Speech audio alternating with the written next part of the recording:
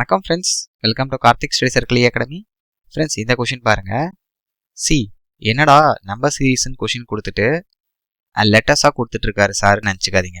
இது வந்து Roman numerals. இது நம்ம எப்படி சொல்லணும் ஃப்ரெண்ட்ஸ்? வி கிடையாது, இது வந்து 5. ஓகே, எக்ஸ்னா ரோமன் நியூமரலில் 10. ஓகே, இங்கே பாருங்கள் எக்ஸ் இருக்கு, அதாவது 10 + 10 20. ஸோ நல்லா நம்பர்ஸ் அப்சர்வ் பண்ணுங்க. 5 10 20 டபுள் ஆகுது, கரெக்டுங்களா? சி டபுள் ஆகுது. 10 2s are 20. அப்போ 20 × 2 40. சி நமக்கு ரோமன் நியூமரல், அதில் வந்து 40க்கு எப்படி நாம் எழுதணும் தெரியணும்.